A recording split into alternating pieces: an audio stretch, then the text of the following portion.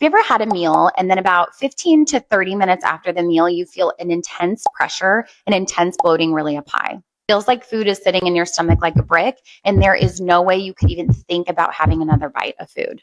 Welcome to my series, Why is My Gut Like This?, where I help make sense of your senseless gut issues. But first, I'm Brittany. I'm a functional medicine dietitian who has been helping women reverse their IBS-like symptoms for years. We do this without food elimination diets, without complicated protocols. Talking about poop is literally my hobby. So if you notice those symptoms after a meal, there's a couple things I want you to consider. Number one, how well is your nervous system regulated? If you are not in a calm and relaxed state, your GI tract is not ready to actually digest food. So when you sit down to eat, I want you to be in a calm and relaxed state. If you are not there, you can get yourself there. Take 3 very slow, deep breaths, and you will literally feel your body soften. At that point, your body can be in rest and digest mode, which means it's ready to take in the food that you're about to eat.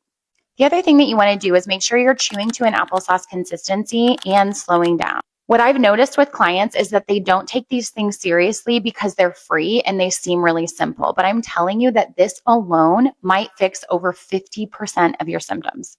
And that's not an exaggeration. If you notice this more when you're eating a high protein meal, it may actually be a problem with your stomach acid. In this case, you can take a product called HCl or hydrochloric acid. Or if you want to start something today, go into your cabinets and look for apple cider vinegar. Take a shot of that before you eat and see if that gives you any relief.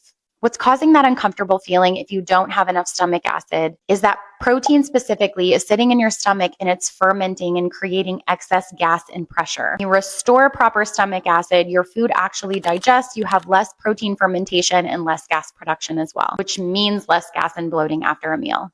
I think it's important to note too that I'm just talking about breakfast because if this is happening after lunch and dinner, it can be a completely different issue. The reason this is relevant for after breakfast specifically is that there is no other food in your GI tract. So if it's happening that quickly, the food is actually still in your stomach, which tells us it's a stomach issue. This is where working with a provider is really helpful because it takes all of the guesswork out and we can match your other symptoms with what's actually going on and get you the right plan for healing in record time. Try those tips. Let me know if it helps. Okay, love you. Bye.